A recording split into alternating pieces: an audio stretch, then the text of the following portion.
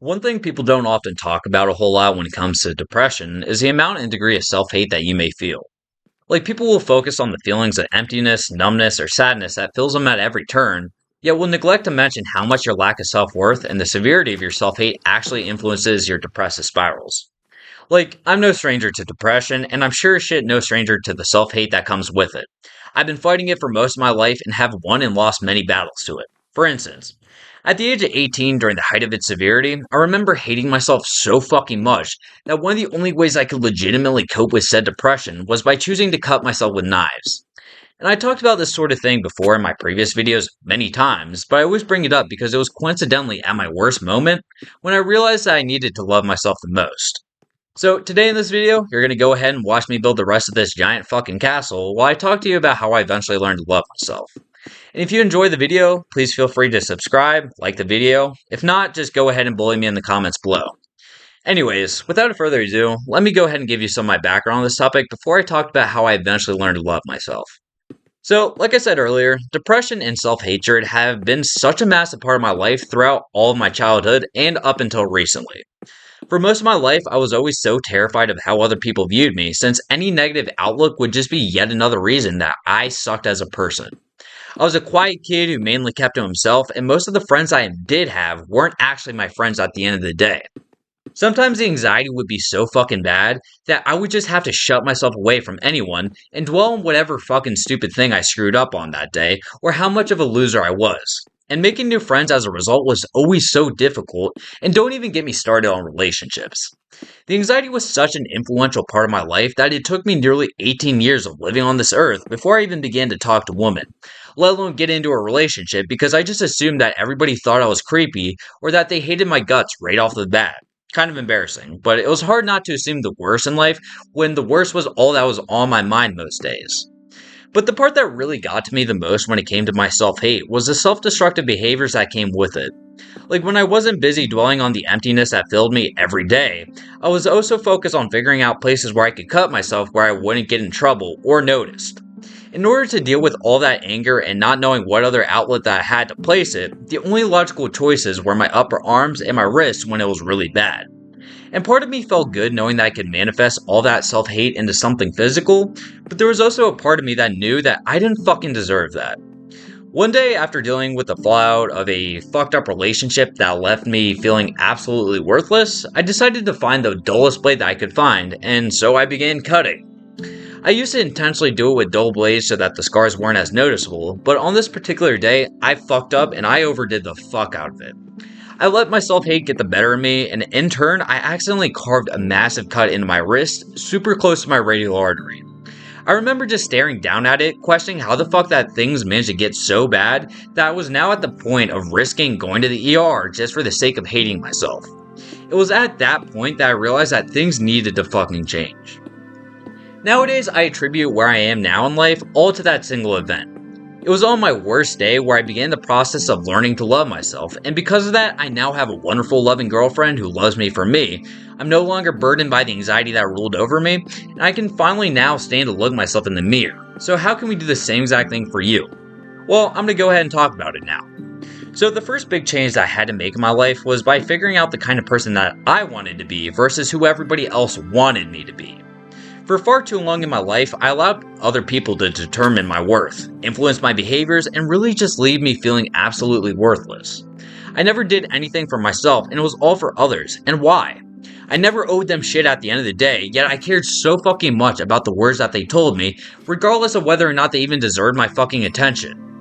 Like, I was so focused on learning how to cater to others that at no point did I ever learn how to cater myself. And I burned myself for everybody else and wasted so much time giving pieces of myself to people who just threw it away at the end. And fuck that, dude. I knew I wanted to be somebody who was interesting, and I knew that I wanted control over my own life. And so I went on to achieve just that. I ended up taking up hobbies that I wanted to do, irregardless of what other people said. For instance, in my last video I talked about how my toxic friend group said that playing guitar was lame as fuck and that I was just gonna suck at it anyways and should give up. Well, fuck them. I picked up guitar and have continued doing it and have absolutely loved the experience. I could have given in, but I didn't. From that point on, I continued to pick up more and more hobbies, and it was there where I was finally able to even figure out who I was. From jujitsu, weightlifting, art, I became more and more adept at it when previously everybody told me that I wouldn't amount to anything. So I want you to do the same fucking thing. Do you really want to start making YouTube videos? Fucking do it. It doesn't matter if anybody thinks it's cringe, because guess what? At least you have the balls to actually go forward and get it done, and that's something that deserves respect. Do you want to get a body other people would be jealous of? Start hitting the gym regardless of what they say. You're capable of so much, and we don't give ourselves enough credit when it comes to it. We truly can do anything we put our minds to, we just need to actually believe it, and that's why we need to start loving ourselves and being our own biggest supporters when nobody else was ever yours. By learning to support myself and loving the person that I previously hated, I have been able to accomplish so many things in this life, and it all started with shutting out everybody else's bullshit opinions and doing things for me. Alright, so with that out of the way, what was the second shift that I made to begin the process of loving myself? The answer, actually showing up for myself. The thing with self-love is that it's not necessarily a feeling at first, it's more so actions that you do in order to set yourself up to be the best version of yourself. During my depressive, self-hating spirals, doing what was in my best interest was definitely not on the forefront of my mind, hence the cutting, and so it led to more and more pain and self-discontent as time progressed. In order to reverse this, I needed to learn how the fuck to actually show up for me. Now, what do I mean by showing up? So, showing up means actually taking care of yourself, holding yourself accountable, and ultimately being able to rely on yourself. And you can achieve this in so many different ways. The main way I was able to do this was by getting my ass in the gym and forcing myself to be consistent regardless of how much I didn't want to go. You know, self-love is not always easy, and it showed in the gym. During some of my worst depressive moments, I made it a point to do something at least a little bit physical, and for me it was lifting. Instead of rotting in my bed like I wanted to, I instead channeled my depression into weights, and that was probably one of the best decisions that I ever made. It didn't matter how much I hated the drive over, the actual workouts, or the anxiety of the gym. By the time I finished those workouts, I always felt at least a little bit better because I chose to overcome my self-sabotaging behaviors and actually show the fuck up. And every time I did that, I always left the gym feeling at least a little bit better than I was before.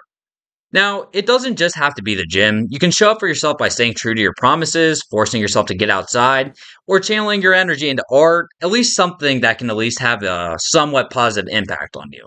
The more you do it, the easier it will be, and eventually you'll learn that you're infinitely more than the fucked up words that you've been telling yourself for years.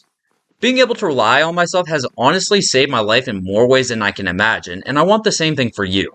If there's anything I want you to focus on the most in this video, it's this, and learning how to be self-reliant is one of the most important principles you can ever learn. Alright, so show up for yourself. What next? The next thing is realizing that imperfection as a whole is okay.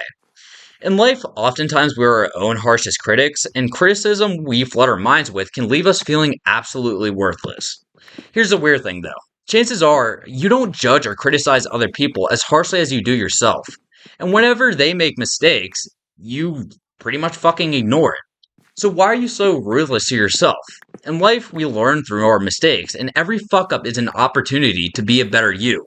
Not proof that you're doomed to fail, so why do we treat it as such? Once I made that shift in my mind, I was able to approach self-improvement as a whole in a way more healthy manner. And the best part about it was that a lot of the mistakes that I made had directly made me a stronger person by giving me more and more experience. So don't sweat it so much. Take it easy and sit back and learn.